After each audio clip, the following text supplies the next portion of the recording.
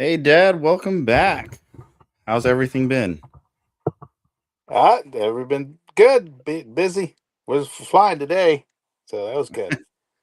Good. Glad to hear that. Well, we had a really good conversation last time. We were talking about American culture, kind of Mm, inward, yeah. reflecting domestically, our society and whatnot, and its function and how it's been going lately.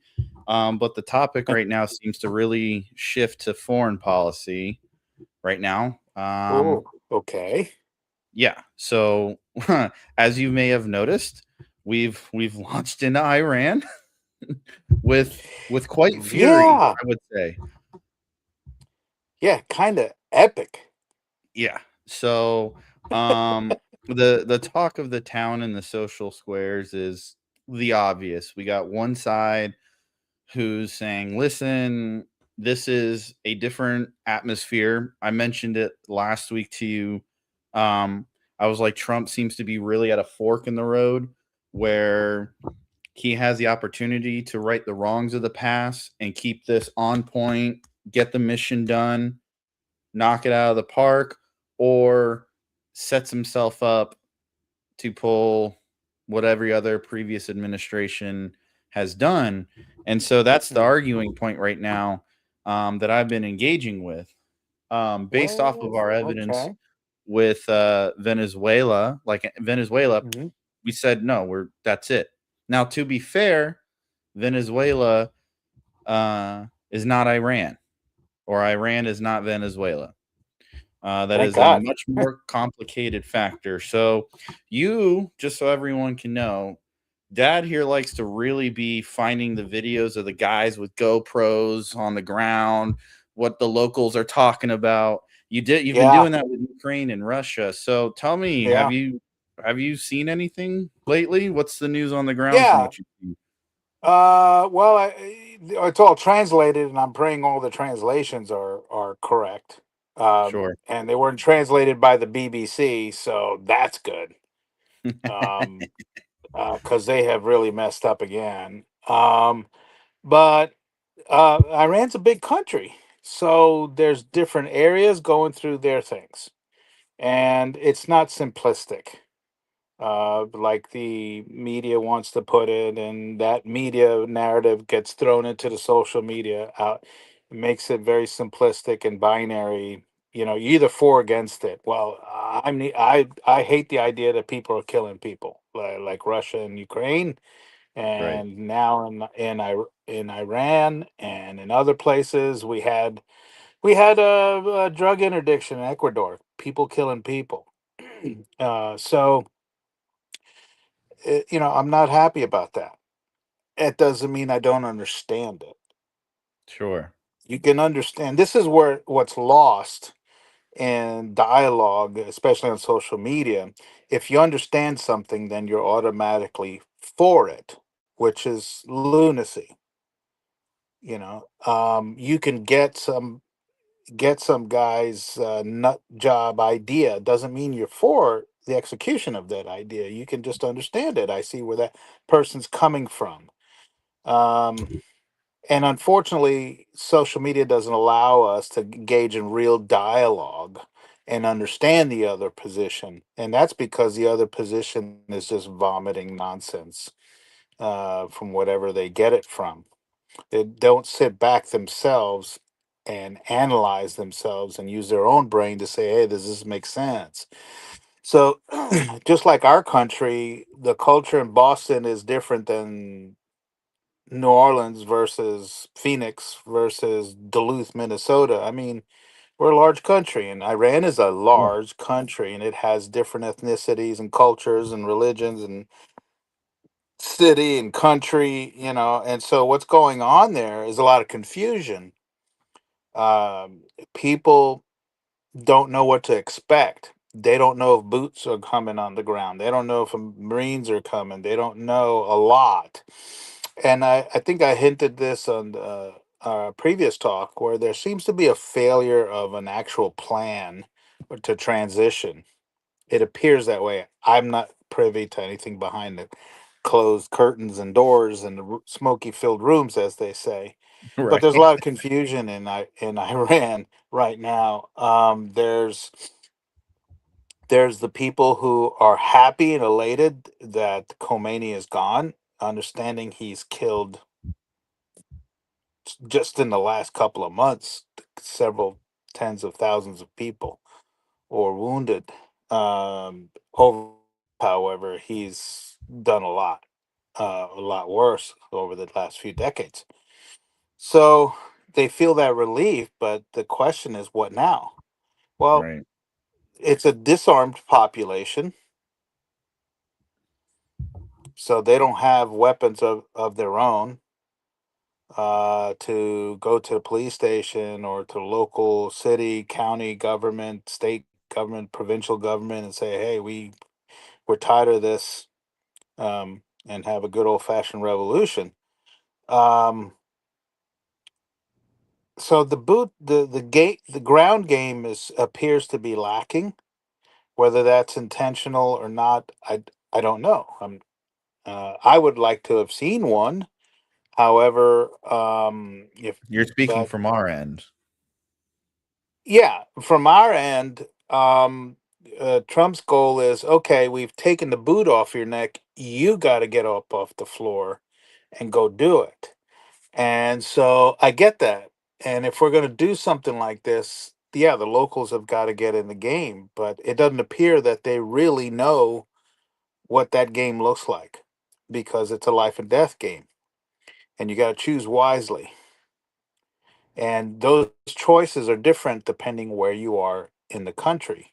So a lot of the Right. military is in the capital, major air bases, army bases, and along the coast. Those military batteries that were attacking ships and stuff like that. So not much going on there with the locals because they're surrounded by the Republican Guard types.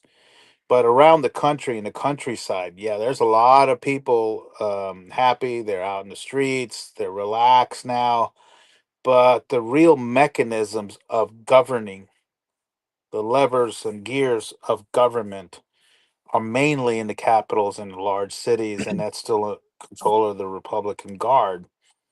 And that needs to change if the Iranian people want to restore either their previous style of government or create a new one. It's up to them. I would like to see something better. But like you said in the introduction here, it can go either way. This could blow up.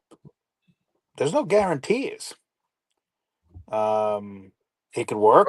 I have faith in the military. I'm not. I know the military is going to kill people and break things. That's what they do, and they're going to do right. very good. But you can win battles, but you got to win the war, Well, I mean, and you got to plant a flag somewhere. who does the US look to in this point then? Because I've tried to get a little bit of familiar with Iran's history. I know Khomeini came in what, 79, if I'm not mistaken. The Um Ayatollah did the original one, yeah, yeah. yeah, he came in 79 and whatnot. And when you've had such a stranglehold the way that he's had, it's almost like who would have you in that region internally uh would have been networking with to even start something like that. And I know that sounds silly because with our, like you said, with our government, another tool of our government is just that, being able to get on the inside with people. But it's almost like with this particular regime, it's like who would you have found in this atmosphere? I mean, the previous leaders, remind me his name before Khomeini, the Ayatollah came in, Was pre Shah. 79. Yeah, well, his son is Was the like, Shah "Well, of yeah, Iran. I'm gonna come in," and he hasn't lived there, to my Nope. knowledge, correct? So it's like, okay, well, you got Nope. one guy being vocal with no backing, as of right now that I've seen, and he hasn't lived there. So you're right, I haven't seen anything on what I watch, but it, I seem a little confused as to in this particular scenario, how would you have galvanized any sort of leadership? Well, two things. First of all, that same confusion is on the ground. Right. Yeah, he's gone. Ding dong, the Wicked Witch is dead. Now what? Uh, who really is for the Iranian people? And I would have expected the CIA, NSA, Mossad to have some candidates, some political parties in what's called a shadow government outside of Iran ready to come in. I would have expected that. That doesn't appear to be happening. Now, the Shah, to his credit, has been out there cheerleading it, but you got to put a ground game together. You got to get people on the ground communicating.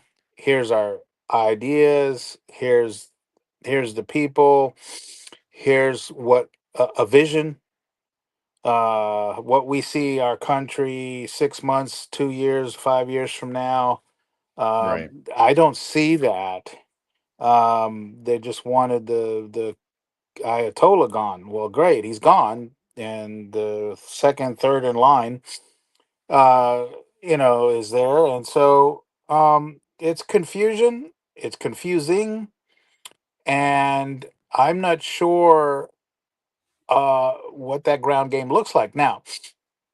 Why don't they have a ground game, or at least a visible one? They may have one, Right. We're but not I think the privy to that. timing is off because all of a sudden they said, well, Israel and the states said, well, we found ourselves with an opportunity to strike and knock out, 50 to 100 of the leadership, and we won't get that opportunity again. So, okay, I get that. If you're going to cut off the head of the snake and the head appears, okay, but now what? So, I don't know. Um, the in general, the people are elated, and the Iranians around the world are elated. But I just don't see, other than the Kurds. Now, the Kurds are a wild card because the Kurds are a minority in like four countries: Syria, Turkey, Iraq, and Iran. I was hearing that So they when were Europe divided mobilized. up the Middle East, they divided up and said Drew, and it had nothing to do with ethnicities and cultures. And the Right. Kurds got literally scattered to the four winds of the Middle East. And so they're ethnic minorities, and they're kind of like the redheaded stepchildren of Middle Eastern people. Right. Middle, and so there you are. Well, nobody wants the Kurds doing what they're doing, Sure. but nature abhors a vacuum. And if they've got people with some semblance of a uniform and a few rifles, by God, they're going to show up Right. because you're not going to say no to these people. So this now the gamesmanship and the geopolitics really takes hold because if they see this type of Kurd come in, well, then other country's going to back out their support. Ah. Eh, right. But if this kind of Kurd comes across the border and attacks and take, well, now this one is back in the support and the other one is not. So this is complicated. It's a big country with a lot of complications, and so think of Florida, 40 million people and 1,000-mile coastline, and you want to take it over, you want to start government from scratch. That's complicated. I mean, that's tough. So it's it's not binary. It's not a great Right. decision or a poor decision. It was a decision, and now we got to live with the ramifications. Sure. That's Yeah. what's And that's obviously I hear a lot of it, it's people are sitting there screaming about that very thing, where's the US's plan? Trump doesn't have a plan. Look at this. He's just wilding out. And I'm like, no, that's not necessarily true. I've no. been following the dominoes as they kind of fall. And uh, probably next time I could look it up here, but I don't want to take too much time doing that. All right. There was a podcast that I was watching where opinion, of course, but this lady was saying, well, this seems to be well in advance planning to a certain extent. And she said it started, and it's not about Iran. Let me start by that. She didn't put the emphasis on Correct. Iran. Iran's a part of it, but it's not about Iran. Correct. She said when Trump took office, the first thing that was crucial to take a look at was what he and how he challenged the authority of the Panama Canal. Correct. And then just follow the next domino, the next domino, the next domino. This has nothing to do with Iran. It has everything to do with our two biggest adversaries, China and Russia.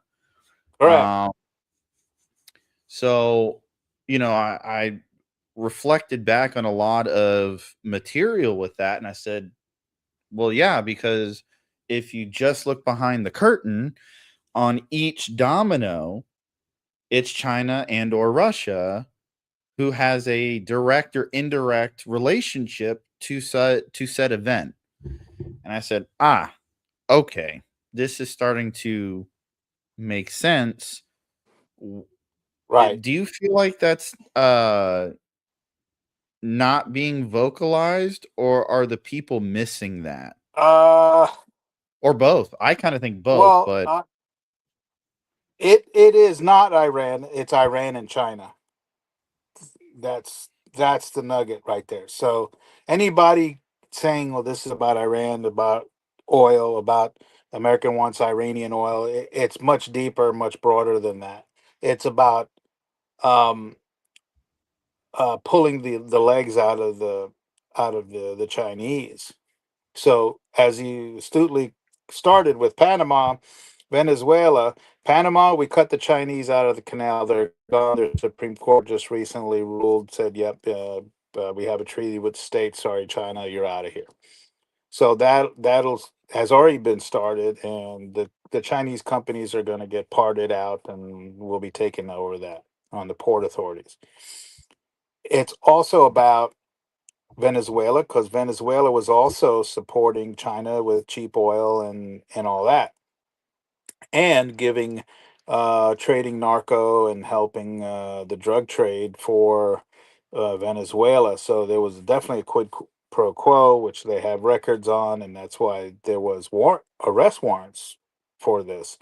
So the question then becomes, well, what's next? Well, Cuba is actually next. I believe Cuba is next, but I think an opportunity arose in Iran. The war plans are already there, and I don't know if you've ever engaged with military planners and things like that. But when you go to war colleges and you go to DoD, there's literally war plans on the shelf. Now they're in laptops and secure sites and hard drives and stuff. I war gamed. I was part of a exercise out of Rota, Spain, that we war right, gamed the Iraqi War, 1983.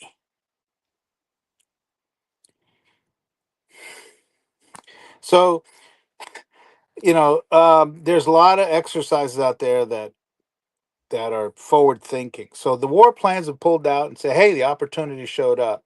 Now we knew they were showing up. We knew it was coming because they moved two battle groups and mentioned a third battle group on the Navy side. And Air Force were putting the very expensive B-1, B-2 bomber force in the Eastern Hemisphere. So we knew something could be up and the right, assets were going to be there. The only question, what's going to pull the trigger? You don't move that kind of battle group or that amount of force unless you're preparing for a very big event. So the idea of this is a prize is sheer ignorance, naivety, whatever word you want to choose. Um, it was going to happen. I think it appears, maybe wrong here, but it just appears that they got a little ahead of themselves because an opportunity arose. And he's been true. Orange guy has been true to his word. I'm going to give you 2 weeks. Well, 13 days and 12 hours later, here it comes. Yeah, So, have you ever had an administration actually back up a red line they they drew? I'm only certainly 31. not in the last 20 years. I I'm remember only George Bush, 31, no new and I haven't heard taxes. it. Say again? I remember George Herbert Walker Bush, no new taxes, and he came Right. up with a tax increase. Um, yeah, uh, he's been consistent.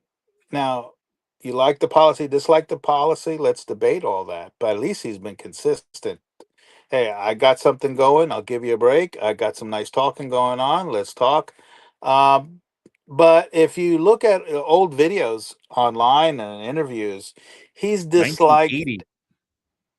Yeah, they go back to the beginning. And I remember 79 and 80. People were upset that we did not go in and teach these folks a lesson. Now, it's argued that, well, we're the ones who put them in. We shouldn't have been there. We could have been there. We got rid of the original prime minister guy 10 years earlier. Yeah, all that. And that's all deep state stuff.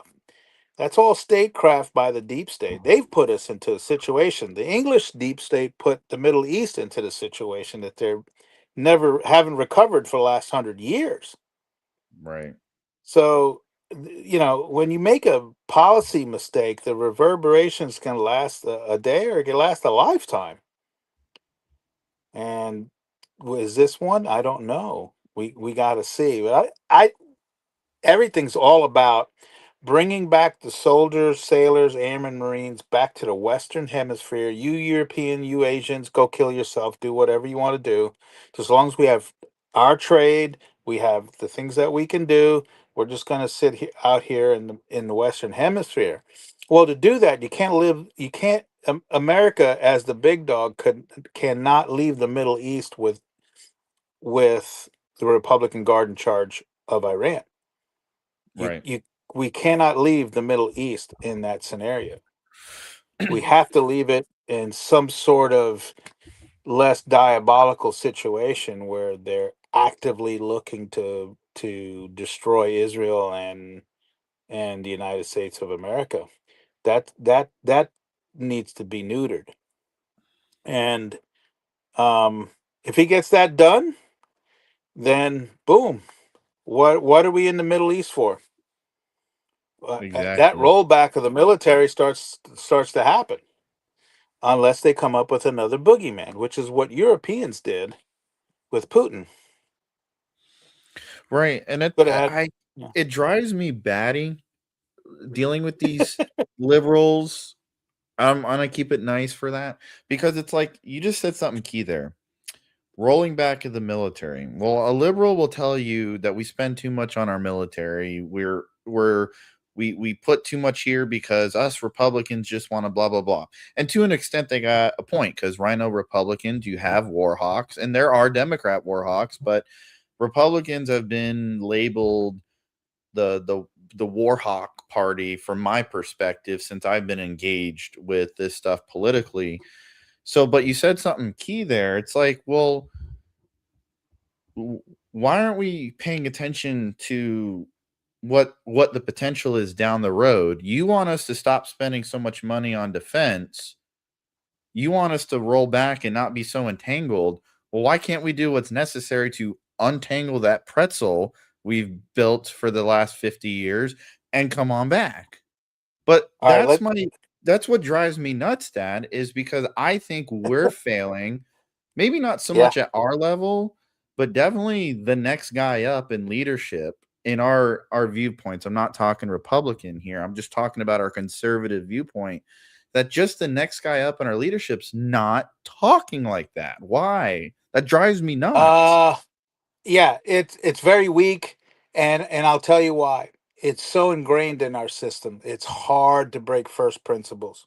It is so hard. But understand, in American politics, the liberals want American soldiers and the DoD much smaller. They want it their way. It has to happen by America losing.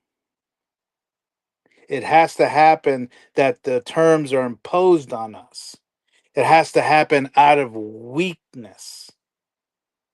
And what the Orange Man is doing is saying, no, we're going to kick butt, take names, settle these problems around the world. You guys are good. You guys are good. You guys are good. You idiots. Stop that stuff. Okay, we're good.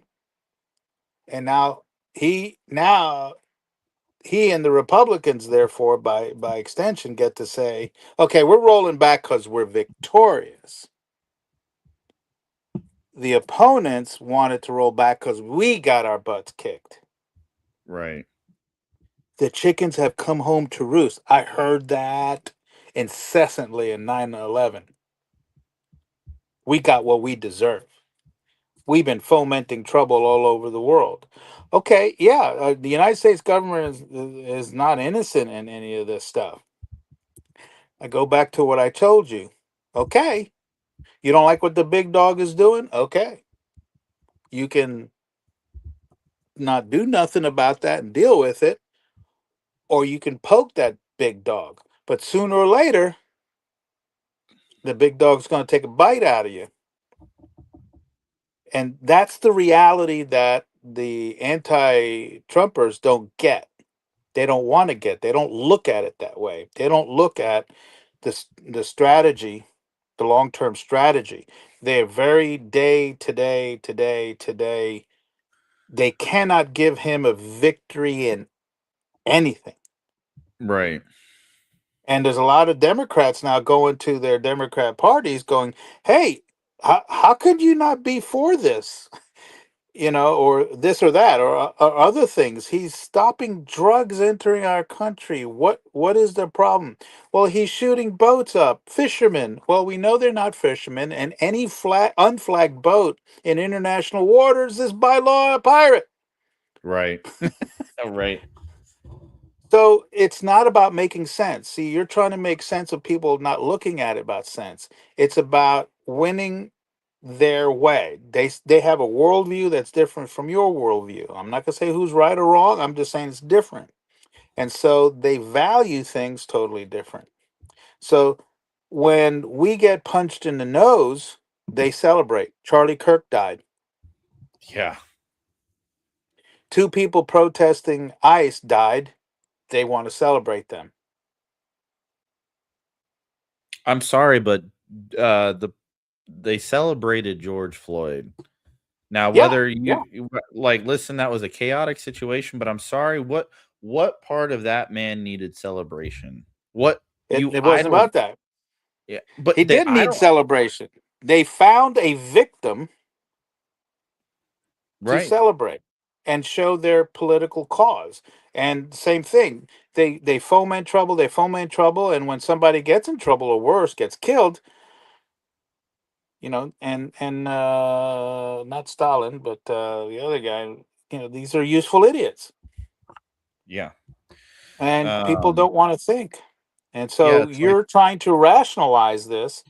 Help me make sense. Well, I can't help you there because there is thank. a very large contingent. Your old man can't solve that one. There is a very large portion of this country that has always hated this country because we became the big dog. I get it. I would like all our soldiers, sailors, and airmen, marines come home. I would, if I could have that magic wand, I'd wave it tomorrow. First thing in the morning, get everybody home. That's not how the real world works. All right, you want to give up the big dog title? Who's it going to be? Ex- Zimbabwe? ex- China? Who? Russia?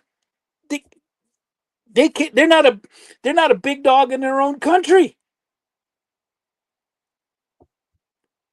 I mean, China. We want the Chinese. Well, the Chinese yuan, is really a great currency. You really? You want their legal system backing up the purchase and selling of international bonds? Well, good luck. and that's You know. crazy, Dad. I think that. Oh, sorry, had technical difficulties here. All I'm right. gonna roll with Okay. this while we fix this. But All right. the thing that I wanted to ask you there was Yeah. when I was growing up through school, right? Yeah. Um and trying to look back at it, it almost seemed relatively new, but they kept doing this what do you call it? Um just this nonstop dialogue of like, Russia, or I'm sorry, China is like the next. We're all going to be speaking Chinese in 20, 30 years. Like when I'm in elementary school, late elementary school, middle school, like, and you study history and stuff like that, it was weird. It was like sprinkled in there, not as if it was some great, great mastermind thing up front in your face, but like they just kept going on with that messaging. Maybe it was a mastermind thing of just propaganda. I don't know. But that's what I experienced, and I guarantee you, people my age would they'd be lying to you if they said that they didn't hear that.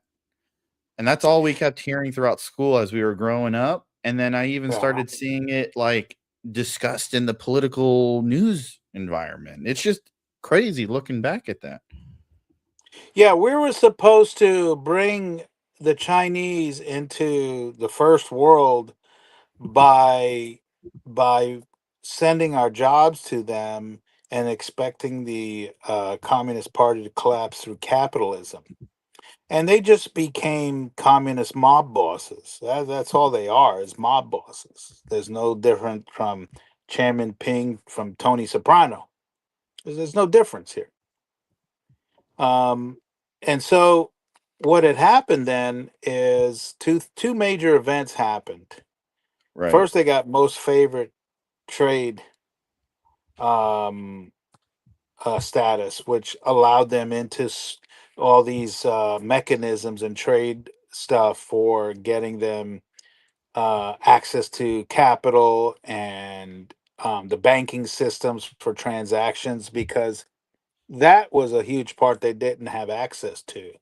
And so they were in a different tariff system. And so our businessmen sold American labor out by transferring the jobs out and making sure they got most favored trade uh, status, Right. trading partner status. And this was supposed to be um, the big thing. And this was uniting both at the time, Republicans and Democrats, because it was Nixon, the Republican, that reached out to China. So you got to support this, because Tricky Dick was the guy who came up with this. And then it's also with the Democrats, because we were becoming then a service industry, and they saw that as opportunities for more union labor and all that. They didn't appreciate that utter destruction of the middle class and the union jobs in this country when they did that. So um, again, when if you have Republicans and Democrats agreeing on something, you better look out. Something's we're Right. probably getting screwed. I mean, just look at where they voted against the fund that pays off their fines when they get trouble for their sexual offenses. I Yeah, mean, I saw that. so they this group called Congress is not up to snuff. They're not up to it, and now they got an orange guy in the White House who is arguably pro con, go ahead, but he's up to a policy and exacting his policy. Okay. Um, these folks are not. They're about maintaining the status quo, as you saw with Doge and USAID and the whole finance and money laundering, the Minnesota and all that. It's the political machine is a money making machine for the people who get into the politics. And so it's not about serving you or me and protecting this country. It's, oh yeah, we'll send a few $1 billion over here and make them happy. So here we are. It doesn't make sense because it doesn't make sense. And Yeah. when you promote something that doesn't, it you kind of like, okay, what? All right. You can't put your thumb on it. And that's how I've said it for a couple decades. The American people know something's not right. They just can't put their thumb on it. And the people, I've told you, why you moved to West Virginia? Because when the people do figure it out and put their thumb on it, I'm going to be in the woods. Yeah, you've said that quite a bit. So Okay, I don't want to even be near a city when the people figure it out. Because when the American people say, "All right, this we've had enough," it's going to get ugly, and we're not there yet. yeah, and it seems to be that way too. And I don't know if it's just the Senate Majority Leader himself, because I've heard they got the votes, but the House passed the Save Act, Yeah, and Thune is sitting on it. And I'm yeah, so, like, to your point about them, if they're agreeing on something, I don't know if it's a little more localized with him specifically, or what the case is, but the people, as far as maybe somewhat putting their thumb on this, 80% of them have their thumb on it when it comes to vote. Like, they're like, listen, we're tired of this back and forth crap that we've had over the past 8 years, past 2 3 yeah. presidential cycles. We want this change. And so here we have this bill that's just sitting in the Senate right now, not even being brought to the floor. um I don't know. That just came to mind when you said, when they start behaving in lockstep with each other, because while it was in the House, all you heard Democrats saying, this is racist. This is gonna Yeah, stop the disabled people and whatnot. yeah. And I haven't visually seen Trump's Truth Social, so I say this most likely 95% sure it's true. I've seen other people share this, that Trump said, "I'm not signing another bill till we bring this to the floor and we vote Yeah, on that's it." what I understood. I was busy today, but I saw that on my news ticker. Yeah, he's got the bully pulpit, so and he's not afraid of grabbing you by the short hairs in public. So, um, hey, again, you may disagree with the policy, but he's trying to get something done. He's trying to get implemented his program. Okay, well, let's argue about the program, fine, but at least he's doing something, and that's what's endearing him to a lot of people. It's that he's trying, but it really puts a spotlight on the people that not, like Senator Thune and others. Because if this is a no brainer in any rational world, this should have been done and been a no brainer. Right. However, you don't become that in that position by accident. Typically, the Senate leader is the biggest money gatherer for the political party. The donors own you. You Right. don't you don't represent your state or anything like that. That's horse hockey. Well, we will definitely touch more on that. I had a question for you, going back to Sure. foreign policy more, because you mentioned this the last time about being a service member. You've told me this before we ever started recording, and I think you told me when we were recording, is that when you sign up, you got a job to do, and that job is whatever Uncle Sam tells you to do. Right. It's a particular type of job like no other. You Hmm. go and do it.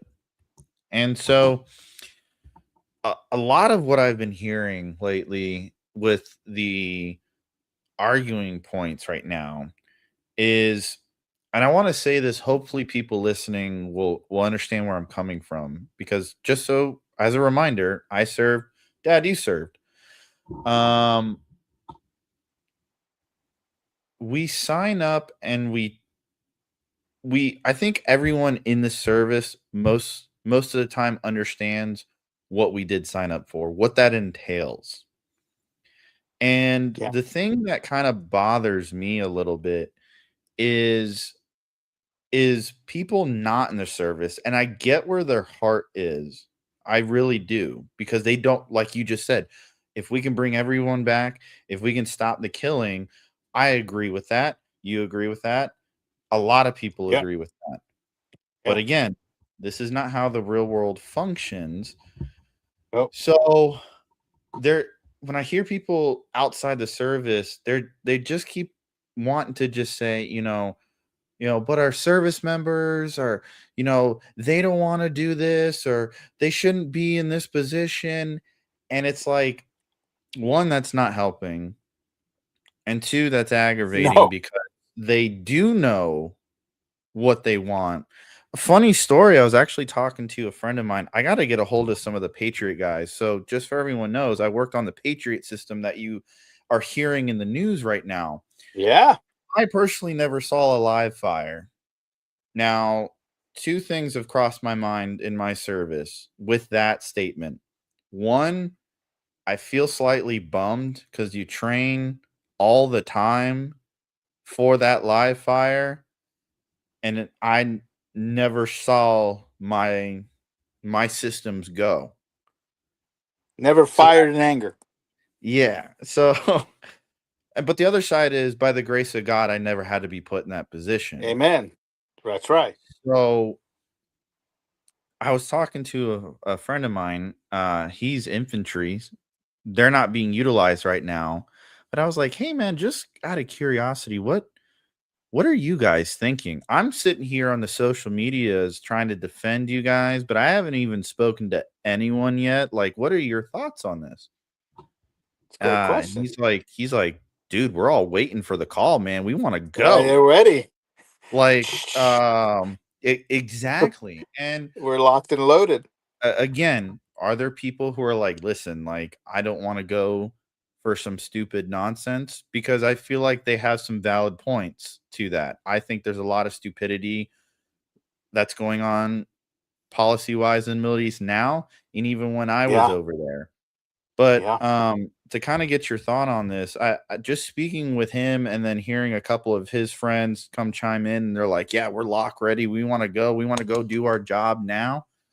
Um, I won't say the little more explicit stuff that they were saying, but just know that they were ready. So, what are Yeah. your Yeah. thoughts about hearing that with today's service members? And then what about you when you had first joined and you were wondering, when is the call happening?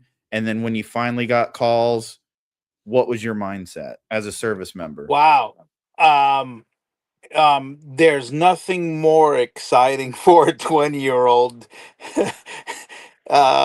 to be tested in the real world, right? And okay, so I was an airman, flying crew chief, and so the idea I was flying 150 soldiers in the back going into um, some potential action was um, very I'm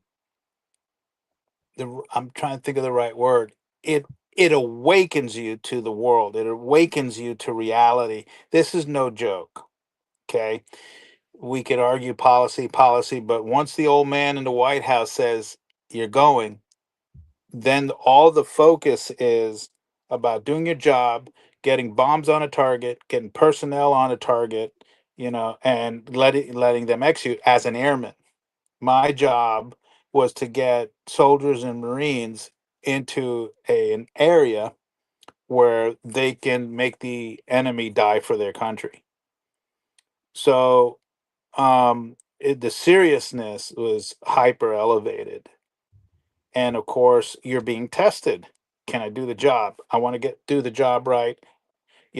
On time takeoffs. We're going to hit the target. All that stuff as an airman. It is extremely sobering as well, for the folks who've never been in that situation. When you realize, when I pick these boys back up, they may be shy a few. And the first time I did that, was the Kobe Towers. It was the first time I brought wounded Marines home on a Mm, medevac, because the airplane can be configured many different ways, and it could be a medevac, it could be a flying hospital. So, um, then it becomes personal, right. because some of the flights that came from Europe, I'm bringing back coffins. Right. Did I take that soldier Marine over there? Was I'm the one? Did I bring him just to bring him back in a box? So it's very sobering. Um, a lieutenant general said it best. Our mission in the Air Force is to bring all our 19-year-old soldiers and Marines home. That's our goal. If we do our job right, we're bringing them all home. But that's not reality. That's our hope. That's our prayer. That's our wish. So the seriousness, the sobriety, it was extreme, um, and the tension, because this is real. You practice, you practice, you practice, you practice, you practice. Now, I was unique working in logistics and flying crew chief on cargo planes. Our job was our job, peacetime or Right. not. We were always delivering soldiers, personnel, ballpoint pens, bombs, you know, whatever you wanted and where you wanted, missiles, rockets, no smoking. Um, so, we did our job every day. And yet when I would go to a base with maybe TAC, some fighters and stuff, and I would talk to the TAC boys, Tactical Air Command back then, um, fighters, fighter bombers. Now you're talking, um, they know that they're going to be sending planes into a hot zone or something like that, or the potential of it. So it becomes real. And for us, in logistics, it was real every day, until you saw the bodies in the back, and you're like, okay, this is the real deal. So my last missions was ramping up for the Panama invasion, and I was going back and forth to Panama, and from picking up Marines out of Havelock, Cherry Point, North Carolina, going to Panama City, Panama, knowing, this is going to get hot. Noriega crossed the line. Bush is going to make him pay. You just see the writing on the wall. I don't have a crystal ball. It's just there. You see it, you either read it or you don't. Sure. And I'm looking at these Marines, you know, 18, 19, 20-year-old Marines, and I'm a grizzled old veteran at 25, 26 years old. um, and I was praying for him. That's God's honest truth. Just come home. So I told your cousin, Javier, just come home. Take care, take care of your Marines and come home. I don't care what you got to do, and so that sobriety, it really hits you. I remember Um, that same message you gave me. I was when I had started going overseas, my first duty station, Korea, and then I came back to Fort Hood and I went to Kuwait. And I think you really enforced it when I went to Kuwait. Now, just for everyone's understanding, being Patriot, your defensive MOS, you're playing defense like you see in the live, news right now. yeah, But I remember that message. You said specifically, you said when the fecal matter hits the fan, you come home. We'll deal with the legal matters later. And I kill them said, all. I don't care. I'll work two jobs, pay the lawyers, but come home. These people are in a different century, man. It's a different culture. The idea we've even been importing this into our country is bizarro. Like, it doesn't make sense to me. It just doesn't. right. But yeah, that's the reality of it, and it's final. I've had to knock on a parent's door once. You told me. Ain't nothing like it. You told me specifically there was nothing harder than that.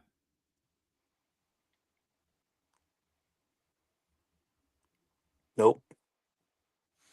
Well, I've done nothing harder than. that's what I wanna touch on is that we have a difficult subject right now Yep. that a lot of people are throwing around in, Trump supporter faces is I think right now we have 7 confirmed, KIAs, American Yep. service members right now, Yeah. and, yeah, that kinda just ties back to um, the kind of the questions that I was pointing at just a few minutes ago with people just saying, "Well, why we shouldn't be doing this. We're putting our service members um in these kind of conditions." And nothing against to the parents. I think I would hope all of the parents were supportive of their child um going into the service. I am Yep. somebody that you've taught me that it's a noble duty, service to your Yep. nation. Hmm. Um, so we grieve with them, we feel for Yep. them, and we understand where they're Yep. coming from. So knowing Yes, we that, do. and then just taking that to a side for a second, to the conversation where people are just knacking at it, just gnawing at that ad nauseum, to the point where it's like, again, you're not understanding what it's like, and that's kind of no fault to them.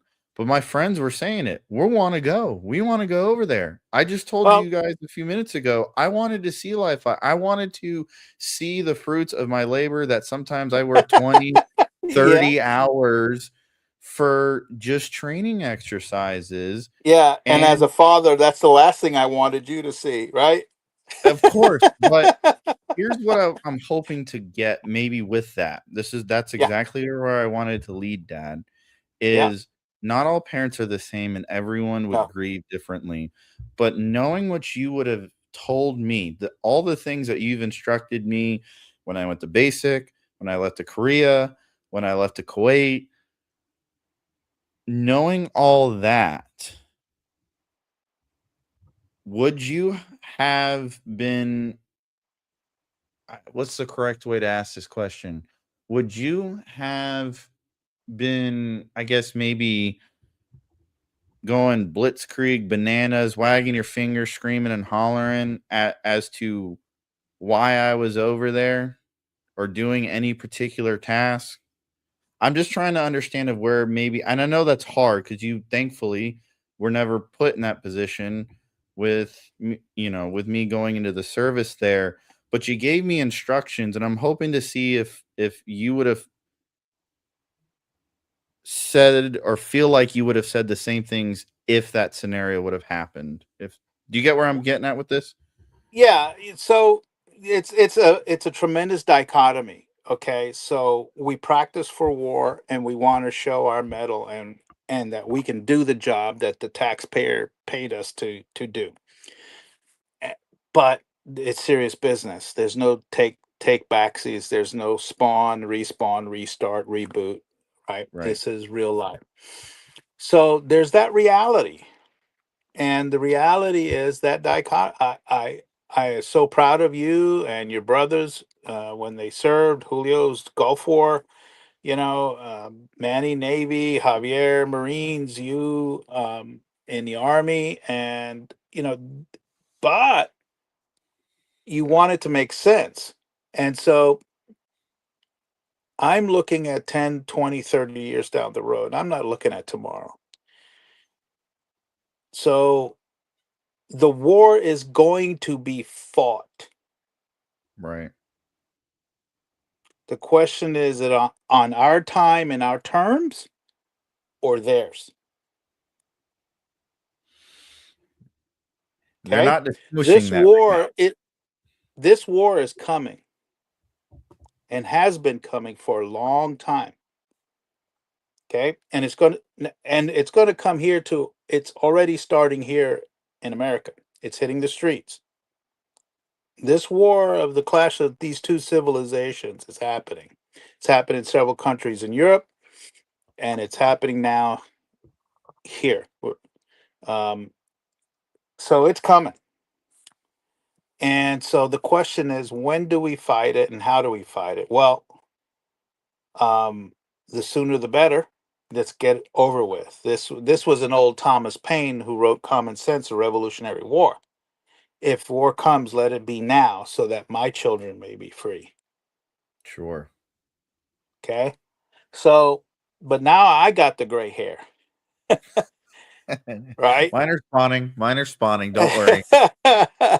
And so I think back really to Pop and Grandma, the grandpa and grandma, and how they felt because they watched the news and they saw. Some of it they didn't understand. This sounds crazy. Why would we be involved in this? Why would we be in this? And I would tell them the owners of the US government said so. And they didn't understand that. They didn't understand the deep layers of international statecraft and deep state and all the manipulations and the controls behind the curtains. And I tried to explain it to them. I try to give them an understanding of how how pawn like you know we were back then and we are today. We are the enforcers of a government policy, right or wrong. Sure. And if the policy is we go into a country and blow it into the stone age, then that's the policy. That's what we do. Now, I grew up in the Soviet Union days where we wanted to do that so well it made the other side think twice. We call that deterrence. Okay. So mutually assured destruction is a deterrent. Now, how do you deter somebody who has an ideology that of martyrdom? No, no, no. I'm going to do this whether you kill 80 ayatollahs. The 81st is going to carry on because it's an ideology, because their book says so. Okay? So this isn't a political party. It was easy, it's much easier to destroy the Nazi party. That was the easy part. Destroying Nazism is much harder. Right. Destroying communists, that's easy. Destroying communism, that's the hard part. And so, how do you get rid of an ideology? Well, you don't get rid of it. I told you peace is not the absence of war. Peace is somebody's boot on your neck. You remember that conversation? And I took you by Yes. the neck. Yeah. Okay, that's Yeah. peace. And so the big dog has to do it. In recorded history, we have the Pax Romana, where the Romans did this, and there were rebellions from time to time. That's human nature. So you have to do this in a way that we put a boot on these people in a way that neuters them, makes them irrelevant, defangs them, takes their claws out, takes their fangs out, makes them, and strategically, that's what I see happening. The puzzling part is the tactics right now. Sure. And so for you, um, I'd have been mortified knowing you were in this sandbox. Yet I get the bigger picture, and I know my son was told, he signed on the dotted line, and by golly, I expect him to do his job to the best of his ability and bring his people home. That's Right. my expectation.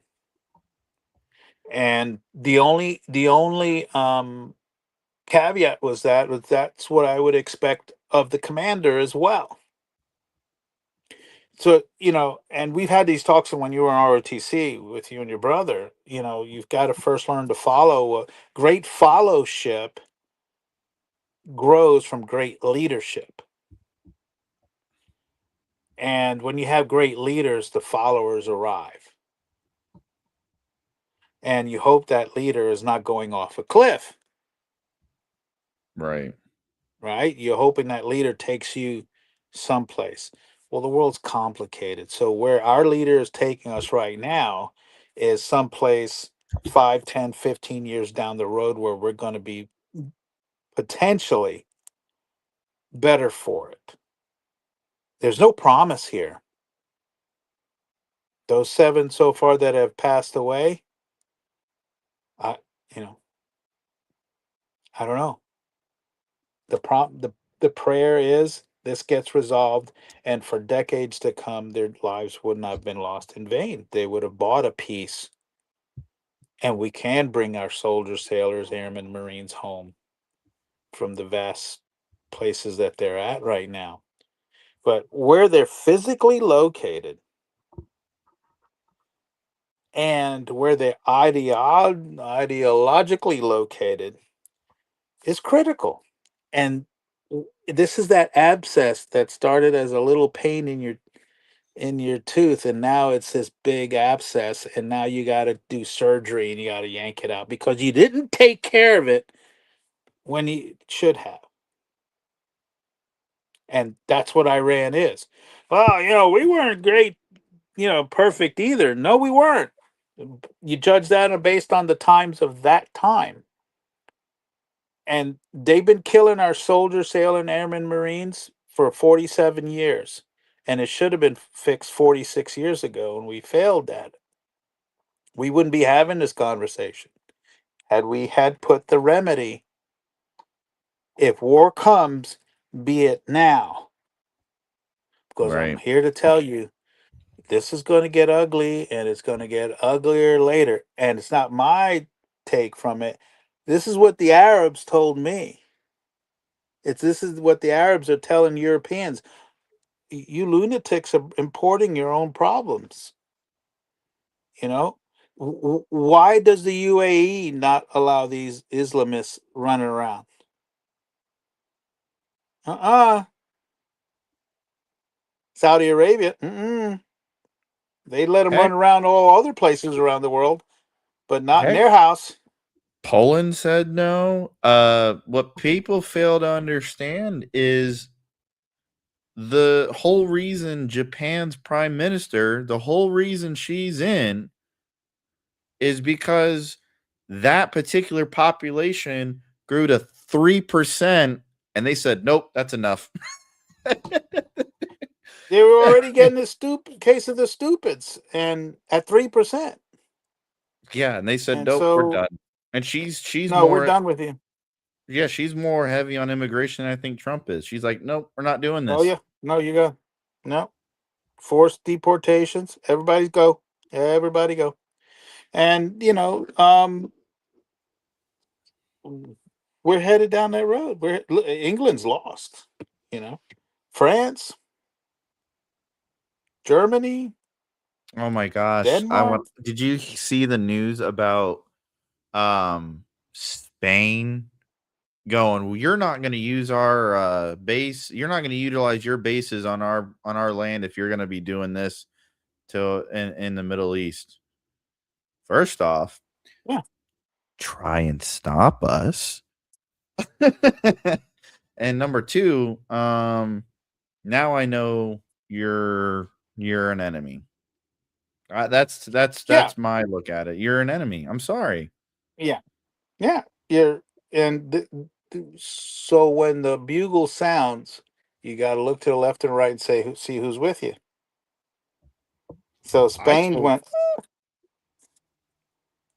I England is gone. They told, oh, we don't know. We can send our ship over there to defend you guys. They're not terrorists because in England's the only European country that I know of that has not designated the IRGC as foreign terrorists. I told a couple of conservatives who just weren't getting the picture. I said Trump needs to, what is it? Article 5 of NATO?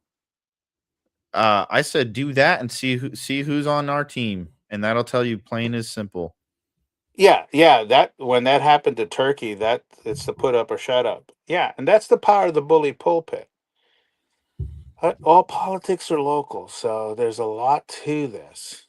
Yeah, I would Yeah. love to see, a put up or shut up and find out who your friends are. And that's the thing that people don't understand, that Iran is Shia. They're the Shia brand of the Muslim faith. They're And Shia or so, Sunni? I thought maybe sh- I'm no, they're Shiite. And people like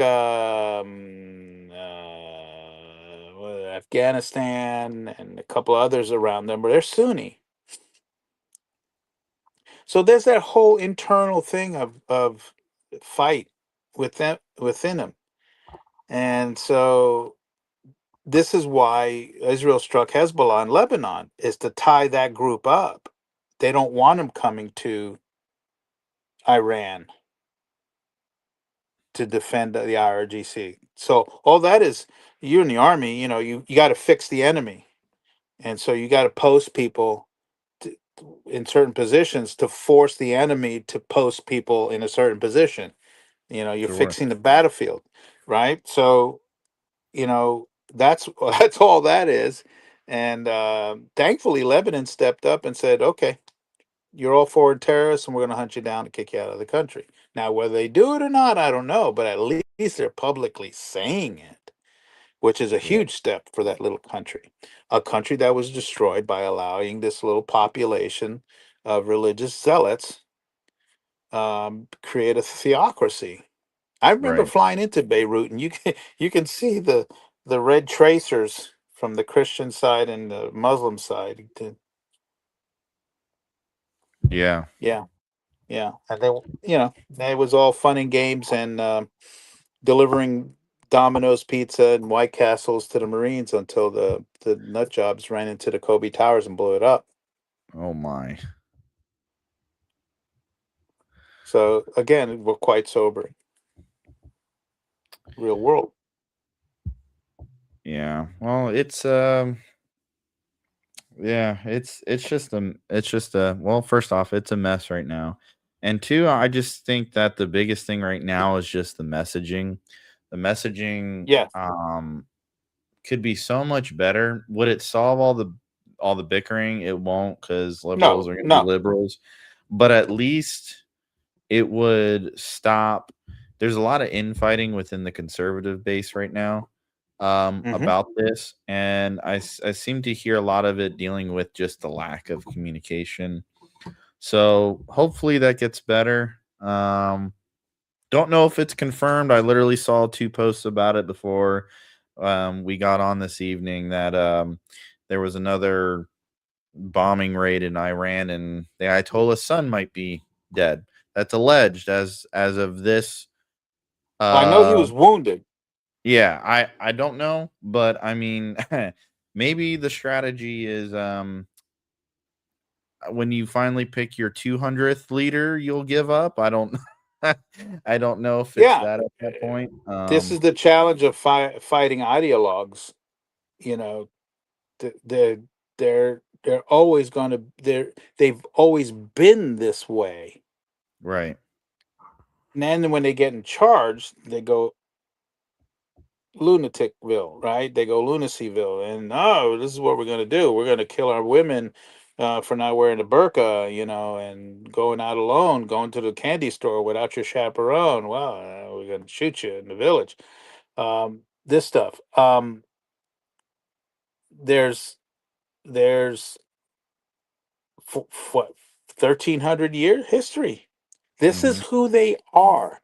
I think we ought to take them at their word and say, okay, there's some that get it.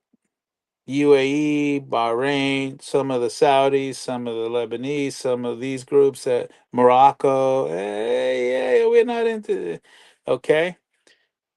Um, we're not going to let the Muslim clerics rule the country.